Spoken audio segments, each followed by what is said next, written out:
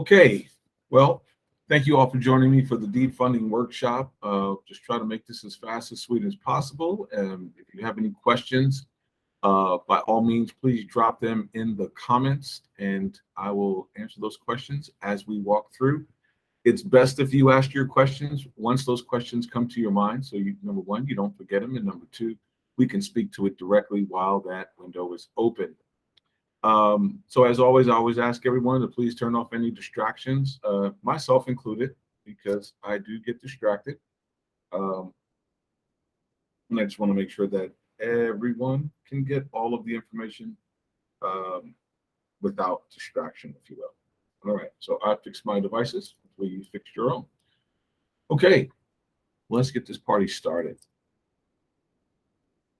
So during the deed funding process, what we're going to learn in this particular agenda, we are going to talk about what deed funding is, what it's not, how deed funding actually works, who deed funding is for and not for, because obviously deed funding is not for everyone. I'm going to also show you how to submit the funding requests in the process. And at the end, if you all want to stay around at the end of it, I will go into another segment where I will talk about if you're wanting to become a deed fund agent, how you can get paid doing so. But before we get started, let me tell you a little bit about who I am. My name is Carlton Hoskins. I'm a deed fund specialist. I work with an organization called MDLQ. I'm actually one of the founders of that organization. Myself, I've been in real estate for a little over 25 years. I've dealt with tax deeds, tax liens, commercial real estate, both triple net, non-triple net, managed commercial property, did a fix and flip, done pre-foreclosure. So I've been around a little bit doing real estate. My family grew up doing real estate in New Jersey, so I kind of had that background there. My background in real estate with my hands on was in Florida, Georgia, and Texas. Now, I like everyone to drop in the chat. What do you do in real estate? How long have you been in real estate? Even if you're just getting started, are you a loan broker? Are you an investor? Are you a wholesaler? I just really want to get a feel of who I'm talking to. Some of you may be new to Google Meets in this aspect. So just so you know, the chat button is on the bottom right of your screen, and it should look like a little message box. So feel free to go ahead and drop that in there, and I will take a look at what you have. So if you want to take a second, you can go ahead and do that. And I'll continue so we don't slow down the pace. I know some of you are interested in getting to lunch. So let's see here. Here. Getting started with rentals. Okay, awesome, good. This will be perfect for you. This will be perfect. And that's also another big deal for me. I want to make sure that the people that are learning this information, it's relevant to them. I don't want to sell someone a pipe dream and they don't understand how this actually works for them. So by all means, let's just keep the messages going. Again, if you have questions or anything, feel free to drop that. Great. Masha's been doing a little under a year, started in overages, foreclosures, and funding. Awesome. That's super awesome. Awesome. Awesome. Awesome. Cool. Thank you for sharing that information. Okay. Let's go into, let's talk everything about Creative Bridge funding in 4 lessons. So I'm going to make this a quick presentation. You'll learn everything that I have to share with you in the next 4 lessons. So grab a notepad, write down your notes, and let's just get this party started. Now, before I move on, I want to make certain everyone understands why we call this funding and not a loan. And before I go into that, I want to kind of give you a little background on what is deed funding. So when I think of deed funding, I always like to think of deed funding like a title max. You know, you drive your car, you go to the location, you give them your title, they give you funding. You drive away, they charge you an interest on that money. You pay that interest or that payment monthly or however you pay it.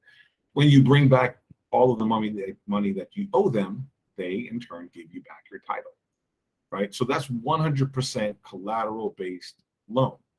The difference with deed funding is it's not a loan. It is truly funding. So they are going to take possession of the title of the property, whether it's a mobile home, whether it's a tax deed, whether it's commercial land or residential real estate, they will take possession of the title and then they will fund the deal.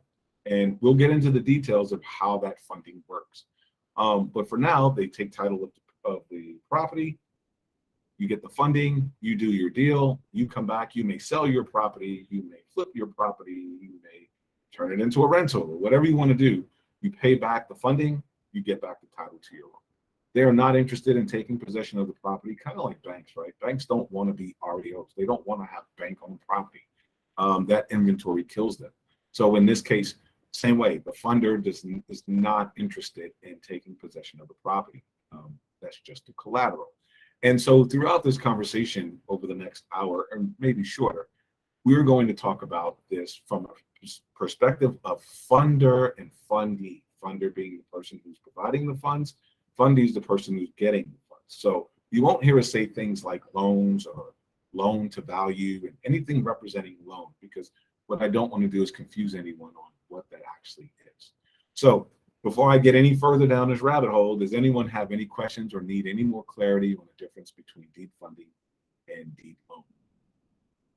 So you can drop in the chat. I'm happy if you want to take yourself off mute, ask a question. I'm fine with that. I do want this workshop to be interactive and not just me speaking to a group of people. So by all means, please, at any time, pop your hand up, take yourself off mute, interrupt me, and ask a question. All right, awesome. We'll just keep it moving then. So purchasing property currently owned and those that are not owned. So how does deed funding work? We're going to talk about that. Now, I'm going to look over here at my other screen, so don't mind me. In fact, I'll take myself off camera just for a second so you all aren't distracted by that. So how does deed funding work when you're purchasing property and currently owned property? When you're purchasing a property, the way that it works is that the funder, you being the fundee, you're buying the property, the funder comes in and they will purchase the property in their name. Okay, they purchase the property in their name. Now you get to pick the title company in which you want the property to be closed at, because you're going to pick the closing where, and hopefully you get to pick the when, right? The title company is so busy right now, it's kind of tight, but if you can get that pinpointed, number one, you want to pick a title company close to the property. So if they have to send out appraisers or anyone to look at the property, it's close. If they're 100 miles away, it's going to cost you a boatload to get someone to come down to that property, take a look at the property, right? So you want to make sure that when you're buying a property, you pick a title company that's close to the property. If you can, by all means, if you can, you're picking the title company, it's your choice. They purchase the property in their name. Now, when they purchase a property in their name, in a purchase, they will structure the taxes and they will pay for the taxes on the property. They will also set up property insurance for the property. Okay, so you have to worry about that component. They're going to buy the property, they're going to get the insurance, they're going to get the taxes. This all falls into the terms and agreements in which you're getting the funding from. At the end of the term, when you come back and you buy your property back, kind of like Title Max, you're going to buy the property back because they're going to hand you a lease option at the purchase. So the moment they purchase, they're going to hand you a lease option according to the term that says you have the right to buy this property back in this period of time. Here is the interest rate. You will pay monthly interest rates, or you'll defer the interest rates. And we'll talk about that in a bit. But you'll buy that property back. When you buy the property back, the taxes and the insurance will be reimbursed. So it will be included in the repurchase price. And I hope that makes a lot of sense to you. If not, drop a question, drop a comment. For currently owned properties, it's a little bit different. Currently owned properties, it doesn't require them to go get insurance or property taxes because you already have that covered. So on currently owned properties, they will go out, they will take the title, they will do an evaluation of the property. It's always going to be based off of the as-is value of the property, not the after repair value, not any of those things. They're going to look at what is the as-is value for the property. And let's talk about that for a second and why. Think about this. If you're acquiring a property or you own a property and the property is dilapidated, say the property could be worth $200,000, but the property's current value sits at $100,000. Their collateral is worth $100,000. It's not worth $200,000 until it gets improved. So they can't use a future value of the property because there's no guarantee that the future value will be achieved. So when you're thinking about that, they're looking at the collateral as is on currently owned property. Now, I'll say this a few times. When you're purchasing a property, you're not able to defer the monthly payments on that. You can defer the closing costs. We'll talk about that a little bit more. But on currently owned properties, you can defer the monthly payments, meaning you can get into a property or you can get funding for a property with just simply an application fee, which doesn't happen until you review the terms and sign off at $40. Okay, so when we're doing these transactions, proof of funds aren't needed at all. And that's why I have that written on the bottom of the screen so that everyone is aware that proof of funds are not relevant. And I'll tell you why they're not relevant in this case. Because the funder is going to buy the property, whether they're buying the owned property from you or they're going to buy the new property that you want. In either case, they're going to buy the property outright, and then they're going to provide you with the lease option. So if there's an existing debt on the property, they're going to pay that off. They're not going to fund a percentage of it and take a second position because they're going to take title to the property. So the property title is in the name of the funder, and of course, the lease option for the term agreement is provided back. The funds are not paid back by the end of the term. They're going to try to reach out to you and make sure that, hey, let's get this satisfied so that you can keep your property. If you decide at that moment, you know what, forget it, I don't want it, I'm not going to pay it back, I don't have the funds, whatever the reasons are, then they'll move on. They own the property. There's no reason for them to foreclose because they own the property. The only thing that would happen is that the lease option will have expired. Okay, let's keep this thing moving. So let's talk about some of the rates and how much is actually borrowed in this process. And I use the word borrow very loosely, okay, because this is really a funding deal. So let's talk about currently owned. So currently owned assets, these are traditional real estates. Again, this could be commercial, residential, or land. In fact, doing a deal right now that's land that's being sold by one owner and a mobile manufactured home being sold by another owner, and putting both properties together to get funding. So you can do some very unique things with this. So don't let imagination slow you down. The monthly payments, when you're going into the funding, I want you to think about the as-is value always. If it's a currently owned property, they will fund up to 70% of the as-is value. So if the property is currently owned by you and you want to get funding, and the property is worth $100,000, they'll fund you 70% of that. They'll give you $70,000. In this case, there's no exceeding debts, there's no mortgages on it, everything is paid off. If that was true, then you would just get $70,000. You can take those funds, you can go on vacation, you can repair the property, you can go buy tax liens, tax deeds, you can buy more real estate, you can invest in a business, you can do whatever you want, right? Because the collateral is securing the funds. The way the rates of interest are going to work are going to be based off the term. If the term, and we call them a repurchase right, because remember, it's a lease option to buy it back. If you're saying, okay, I'm going to buy it back within 6 months, then the rate of that is 1%. So property worth 100,000, you have 70,000 that you have received in funding. 1% of 70,000 is going to be $700. The monthly payments would be $700 a month to just pay the interest on it. Principal payments are not included, and it's not amortized because it's not a loan. At the end of the term, you would go back and say, here's your $70,000 and take back possession of your property. Okay. During that period, you're still making the monthly payments of the interest only. Okay. Or the funding fee only, if you will. All right. So 0 to 6 is 1%. Any questions, please drop it in the message or in the chat and we'll talk about it. 7 to 12 months is 1.3%. So the rates change because it's a longer term. If you do 13 to 18 months, it's 1.5%. Okay.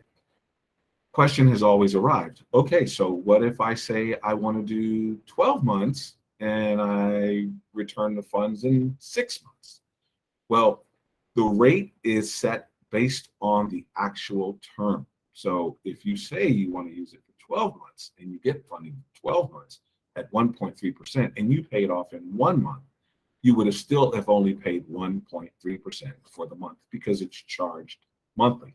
There's no prepayment penalty fees, so there's no need to worry about that component.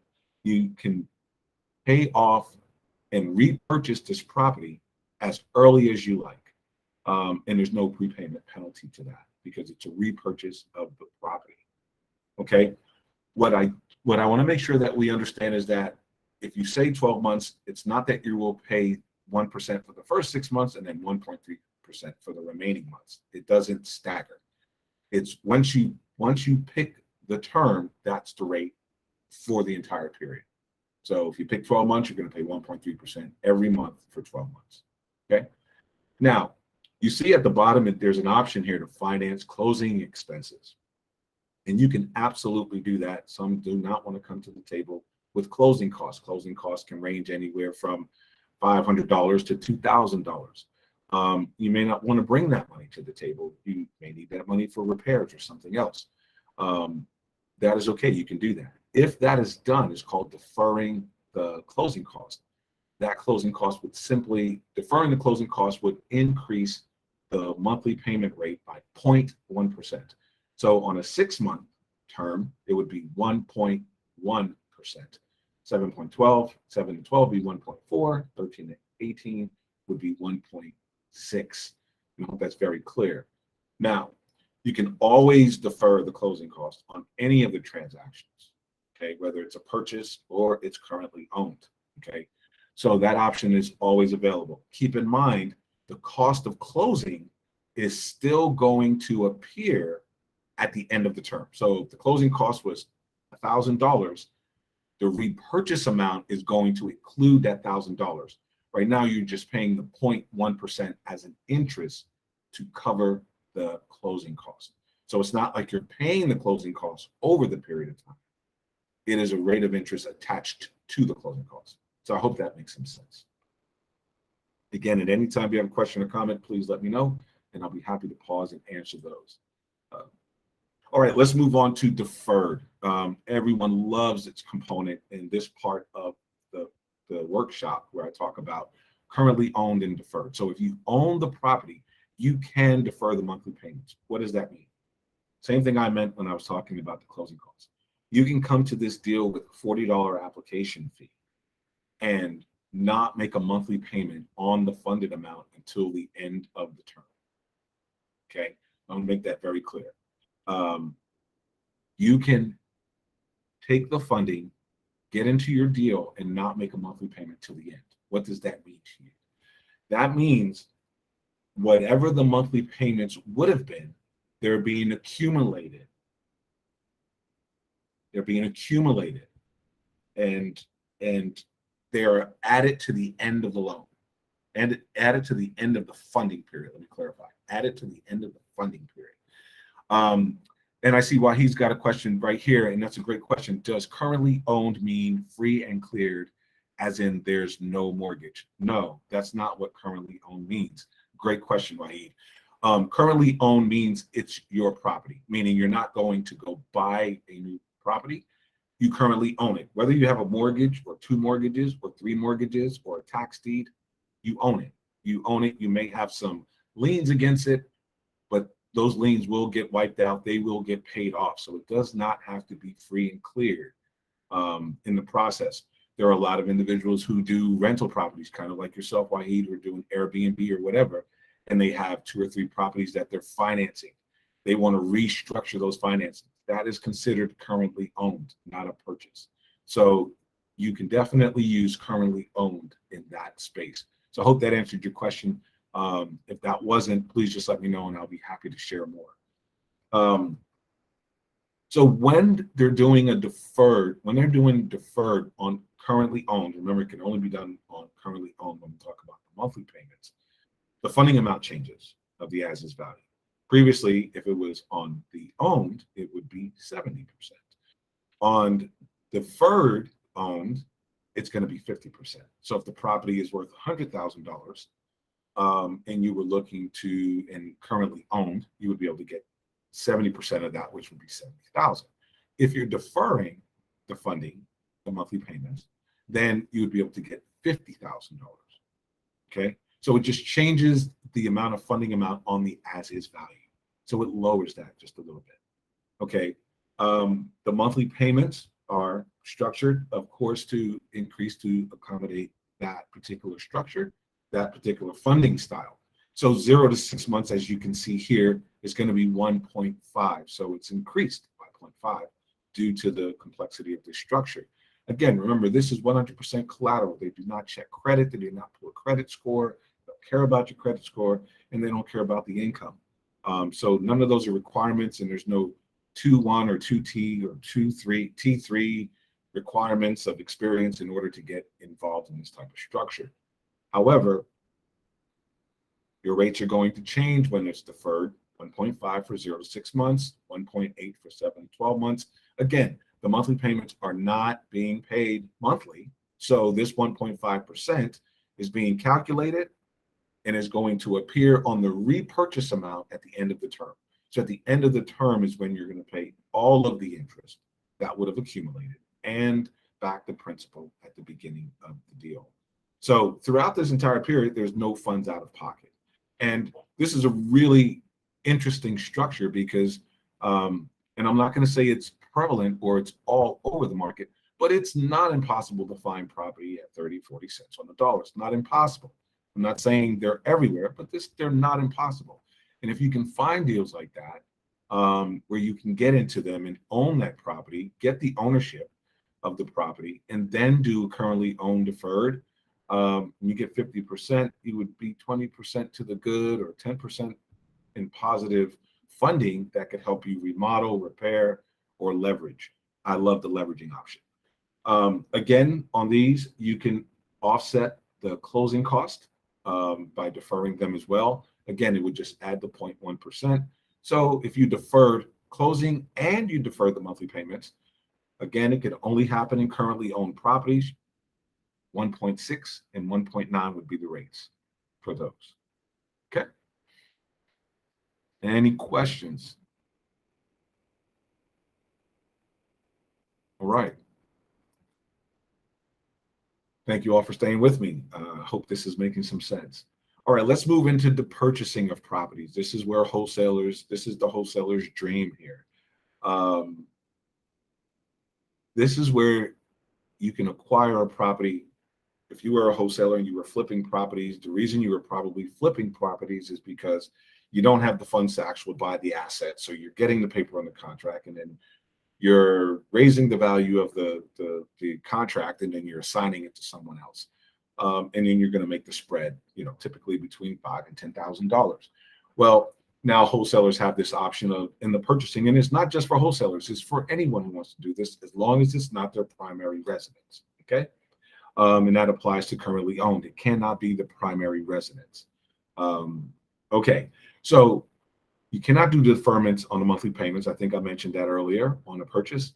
However, this does apply to all traditional real estate, and that includes commercial, land, and residential.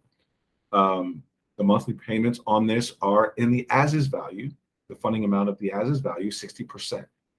So if you're purchasing the property has an as-is value of $100,000, you'll be able to get $60,000 toward that purchase. Okay, as long as this property is not going to be your primary residence. The payments on those, very similar to the original owned. It's 1% from 0 to 6, 1.3 to 7 to 12, 1.5 to 13 to 18. And again, you can defer the closing, but you cannot defer the monthly payments on a purchase. And that's pretty straightforward. Okay. The only thing that does not apply inside of the purchasing is purchasing a tax deed or going to auction. It has to be traditional real estate, meaning someone is selling and you're buying. Okay. It could be a mobile home. It could be land. It could be a mobile home land combination. It could be multi-units. It could be whatever that is, commercial, land, and residential. It all applies. Okay. I want to move on and start talking about some of the fees, because this is one of the things that we often hear. The fundee will pay the fundee, and this is the one who was looking for the funds, again, will pay the following upon signing a term sheet agreement, and the application fee is $40. And I want to talk about this just for a little bit for clarity. The process in doing this, there's a form that's going to be completed by the fundee. They're going to request it, whether it's for their client, whether it's for themselves, they're going to request it.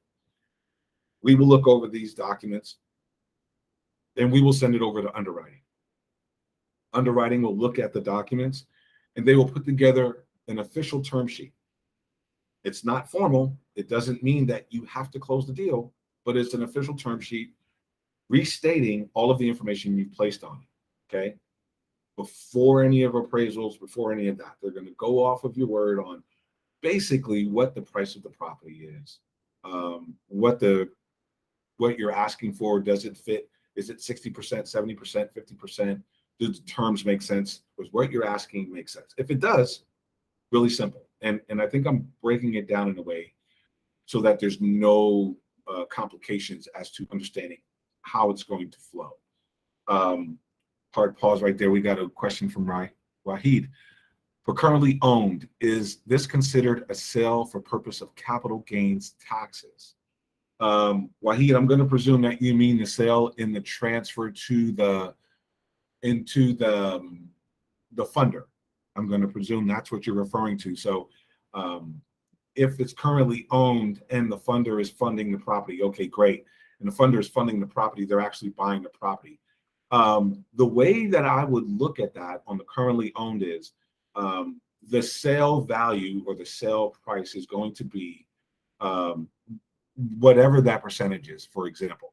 So let's say the property's worth $200,000, currently owned. You're not going to defer, so you can do 70%, right? $200,000 home, 70% is going to be $140,000. So if the value of the property at the initial acquisition or initial purchase of the property wasn't over 140, then the capital gains is going to be zero because the value of the property wasn't sold for more than what it was previously bought for. But if it is for more than what it was bought for, there can be an instance of capital gains. And in that sense, yeah, there would be some capital gains. But if it isn't, and if we're doing this right, it shouldn't appear that way because we don't have to say we're selling it for $200,000. We're really just selling it to match the collateral versus the as is, if that makes sense. You're welcome, Wahi. Great question. Good question there. Okay. So the application fee. Again, once you get the term sheet, you look over it and you say, yes, this is what I want. These are the terms. I understand this. This is the property. Everything looks right. Dot my I's, cross my T's. Yes, then you sign that DocuSign, send it back to the lender, and they're going to actually for the application cost. You submit the application cost in the form, whether it's by ACH or a debit card or however you choose to pay for that. It goes directly to them. It does not go to us. They receive that and they begin the process of getting the deal closed. And typically they can do those deals within as fast as 3 weeks.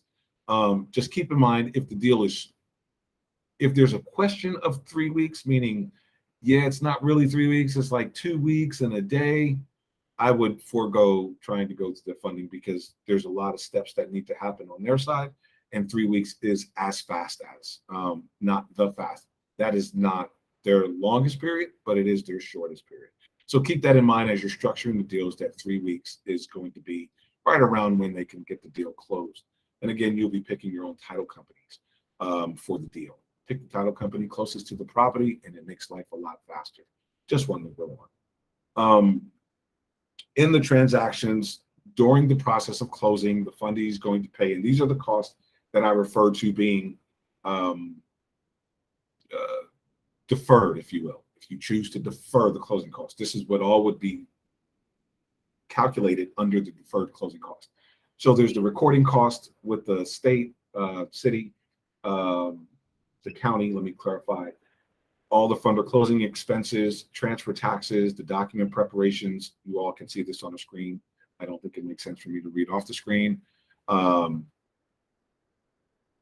I want to talk about the collateral review fee of $500 per assets because it is written this way inside of the term sheet, but I want to explain it for clarity because by no means is this private investor looking to gouge people and take their money. By no means. He wouldn't be where he is today if he did that. But on the agreement, it reads, if the collateral does not meet the collateral profile as stated above, this agreement is canceled and borrower agrees to pay the collateral review. Well, I spoke with him directly and there's a clarification to this. If the collateral does not meet the collateral profile as stated, the funder will adjust the numbers accordingly to what the true value is. And this is what I mean. If a property is submitted and the fundee is saying, oh, the property is worth $100,000, just for an example, and they check and they find out that the property true value is $70,000, they're going to let you know, hey, look, we did our research and it came back, the property is actually, the true value of that property is $70,000. They're going to let you know, and they're willing to restructure the deal to fit the $70,000. At that point, if the fundee decides, you know what, no, I don't want it, I just forget it. That's when the $500 fee would be assessed. Okay, not just because the numbers are incorrect. It's not a math test. They're not going to say, oh, you had the wrong number, we're out. And just to give you an example of a true story, there was a young lady who was actually doing a funding deal, and I think she was looking at the ARV in her mind, and the property had a value of $1.1 million. But right now, today, the property as is value was $559. So she's looking for funding based off of $1 million. Well, of course, the funder is looking at that property saying this property is nowhere near $1 million. Where did they get this number? Now, they didn't kick back the agreement. They just said, where did they get this number? I want to get a better understanding. And when we reached out, she said, oh, because I'm going to improve the property. I'm going to put in a pool. It's in the specific cul-de-sac. The property values are going blah, blah, blah, blah. It's like, okay, fair enough. But we can't fund it using $1 million as its value. We need to correct that to 559 and then work from there. If you want to continue, great. If not, then the deal could be canceled, but the $500 fee would still be assessed in this case because they would have deployed their resources in order to get to this point, which is a lot of work on the backside, as you can possibly imagine. Okay, so I hope that's clear. If there's any questions, please let me know. There's also 4 points for origination. That is standard for most hard money. You might get some less or more, but this is one of those non-negotiable points. It's just part of it. At 1% monthly, as low as 1% monthly, this just makes all the sense in the world. And any other transactional related costs. Remember, all of this can be deferred at closing, meaning you can walk right into this deal with $40 application fee once you reviewed and signed the term sheet. Okay. All right. Who is Deedfunds not for? Consumers. And what do I mean when I say consumers? I mean, this cannot be used for your primary residence as collateral. So if I'm an investor and I have 4 or 5 properties out there, I own all of those properties. Those are not my primary residence. I'm not filing on my taxes as this is my primary residence. I don't have, tax exemption on the property, homestead exemptions on my property because it's not my primary residence. However, if I decided, I want to use my primary residence as collateral in order to invest into more real estate, I wouldn't be able to do that because it's my primary residence. Okay, so I hope that's really clear. If it's the primary residence, we cannot do the funding deal on a primary residence. Okay, all right. I just want to make sure that's clear. Awesome. Who is the Deedfunds for, though? Who do I think it's right for? Number one, I think wholesalers will bask in this. Investors like Wahid, who does rental properties. Beautiful. That's a great way to bridge into a property. And I'm going to speak to that just for a little bit, since I've already talked to the wholesaler side. From an investor perspective, if I'm going into a rental, whether it's multi-units or single family, for whatever I'm going to do, I can acquire this property 50% or 60%, right? Because I'm not deferring, so I can get 60% of the purchase price. If the property's 60% of the as-is value, let me clarify, not of the purchase price, of the as-is value. So if the property has an as-is value of $100,000, but the homeowner is selling it for $40,000, and I can get 60% of the as-is value, I can get $60,000. $40,000 pays for the property. There's still $20,000 there. I can fix it up, make it pretty, market it, and put it out there as a rental, right? I can start generating revenue from that in a bridge perspective. It hasn't hit my credit, so it hasn't increased my DTI. It doesn't rely on my income, so it doesn't matter how fast I get it into the market to start generating revenue. But it buys me time in order to get the asset, and then I can go seek alternative funding or traditional funding and say, hey, I have an asset that I own and I want to collateralize it in order to do long-term financing, 20-year financing, 25-year financing, 30-year financing, or someone specific to that type of financing. So it's a great avenue. It's a creative bridge to get into deals that you otherwise couldn't get into for a long period of time. And of course, mortgage brokers love it as an alternative. Here, I typically go deep into the wholesalers, but I think we already understand that wholesalers flipping papers, they can now stop flipping the paper and actually acquire the asset. By doing so, they're going to make even more money doing that type of deal. So I just have a quick question for everybody while we're all sitting here. Would you use deed funds? That's my question. Does this make sense to you? Is this something that you would use? Please drop your comments in the messaging.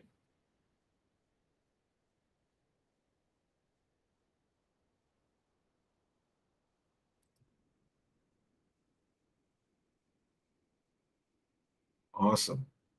Okay. Let's discuss applications. Okay. In the application process, and I think I've kind of walked through it a few times, I just want to make sure that I got it clear. What we're going to do is review the property as is value, and we're going to use tools like Zillow, PropStream, or others just to get a quick sense.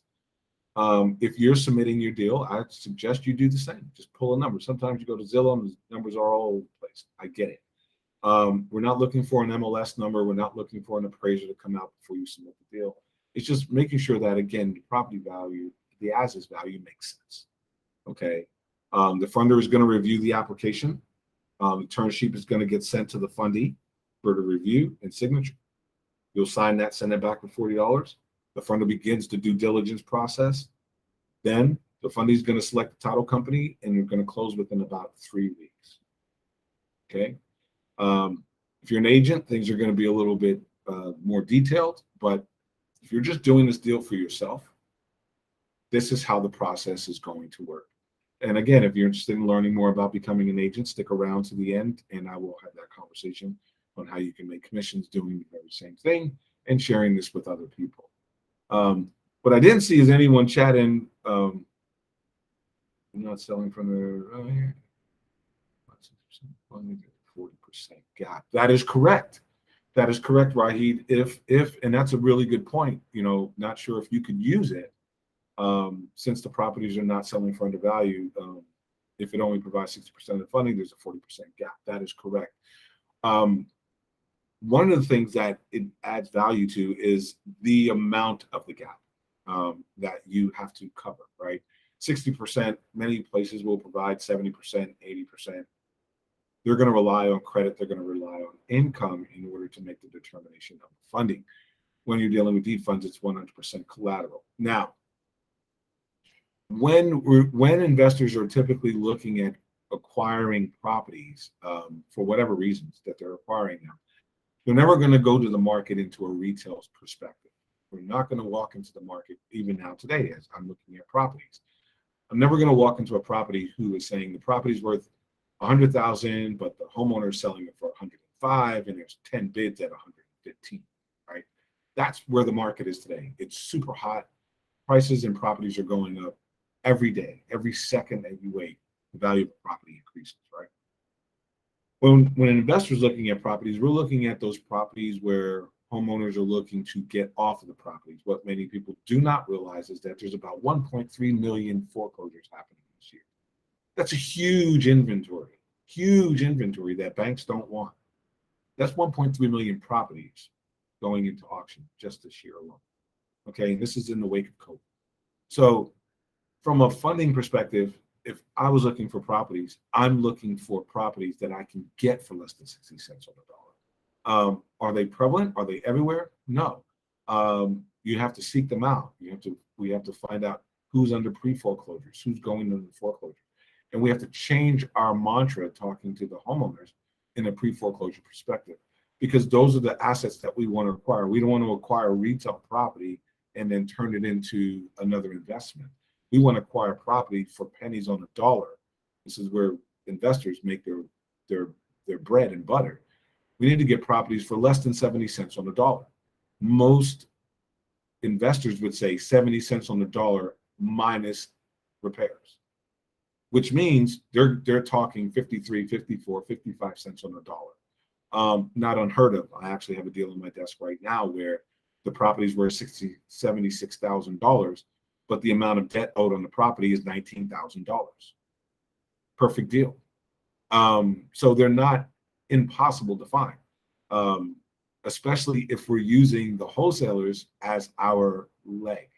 The wholesalers are the army in the street that is getting all these deals, which is why we see all over Facebook, people are talking about, hey, I'm looking for buyers. I'm looking for a buyer's list. I need buyers. You're a cash buyer. Send me your email, because they're running across a boatload of deals.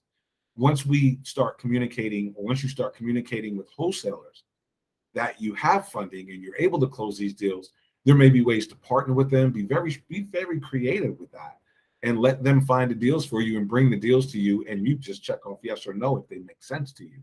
And if it's something that is for a rental, or if it's something that I want to flip, or something that I want to give to my mom for her birthday, whatever it is, whatever the reasonings are, I want to think about going into those deals far less than 60 cents on the dollar, at least 55 cents on the dollar, because there needs to be some wiggle room for closing costs and all of the other fees. And I'd love to get into a property that doesn't cost me out of pocket. I don't think I've ever acquired a home to where I put money down at closing. I'm typically getting paid 3 days later after closing with a check, because I don't go into deals on the retail side. And there are deals that can be done. There may not be what we want, but there are deals out there that make a lot of sense, even in the rental space.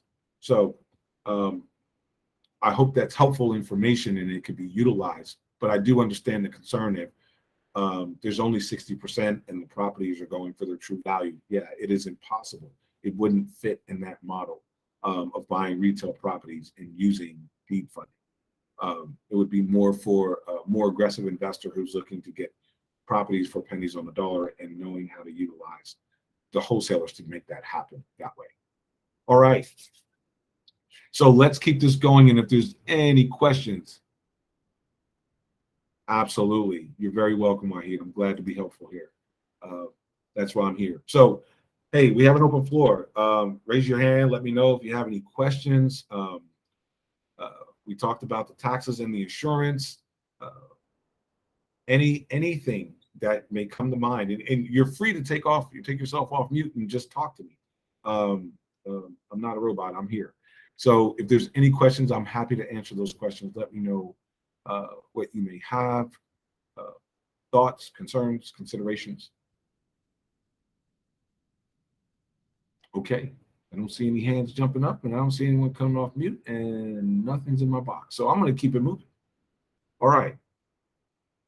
So with that said, listen, if you're interested in using deed funding, by all means, please reach out to me.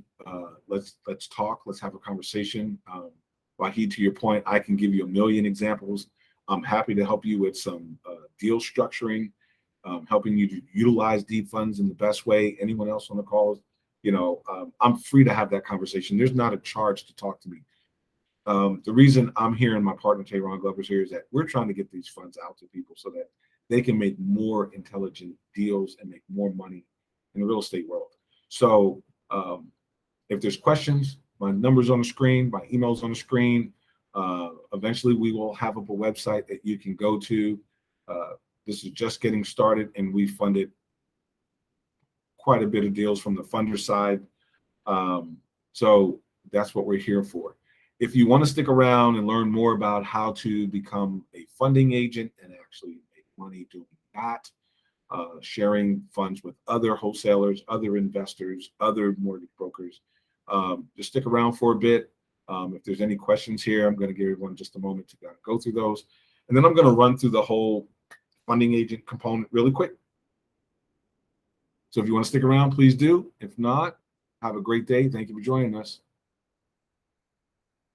Okay. For those of you who have stuck around, thank you for joining me. We're going to start talking about how you can make money while you continue doing what you do, right? Continue doing what you do. Do you. And you can make money as a funding agent. So We call our funding agents marketing coordinators. And to become a marketing coordinator, it happens in 4 really easy steps. Um, Number 1, you complete the agreement to become a funder. Number 2, you get your application form. The application form is a form that we will send over to you, or our agency division will send over to you. This will be the form that you utilize in order to receive applications from clients who are interested in funding their deals. Number 3, promote deed funds, right? That's probably number 1. You complete the agreement, then you promote, and then you get your application. But you're going to promote it. The way that we are promoting, it's really easy. It's not a hard, direct messaging component. It is, we simply go onto Facebook groups and other groups and other social platforms where people are asking about funding. And they're saying, hey, I'm looking for funding. I can show you a really quick example, but I won't pause the where we're going. But you can really quickly go into different funding groups, hard money lending groups on Facebook. Look in there, you see people asking for funding money. Is there any hard money lenders who can help me in this particular deal? And simply dropping a message that says, hey, I'd be happy to help you. Let me see if we can help. Tell them a little bit about it and drop your business card or drop a link, or they can DM you, get on the phone call and have the conversation. That's it. They go through the process, you get paid. That's how it works. I would typically go through a commission structure, but we're making some changes to think the way things are going to flow, and that may be a lot better. So I don't even want to show that particular screen. So I'm going to just fly right past it. But as an agent, you have an option, or a marketing coordinator, you have an option to either refer the deal or close the deal. If you refer the deal, then you get a certain percentage. If you actually manage the deal, meaning review the application for accuracy, submit the application into MDLQ so that we can review it and send it over to the underwriters. Of course, the funder is going to send the term sheets back to the fundee. When they do that, there may be some communication that needs to happen with the fundee to make sure that all their questions are answered in the term sheet. Kind of like some of the things I went over in the term sheet earlier in this workshop. Those are mainly the big questions about the insurance and the taxes and where the fees fall, et cetera. And then the funder provides the update to MDLQ, and we provide that out to the agents and the marketing coordinators so they know where the status of the application is. Once that's done and the closing happens, 24 hours after closing, you get paid.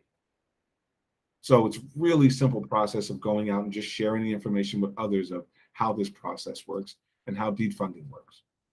So if this is something that you're interested in, please reach out to me. Reach out to me directly. Again, I'm going to put my contact information up on the screen. You can reach out to me, and one of our agent directors will talk with you, answer any of your questions, and get you set up if that is something that you are interested in. And with that, I've actually completed everything in this workshop for you. Is there any questions, whether in the agency, marketing coordinator side, or just in the funding deal, that you'd like to bring to my attention?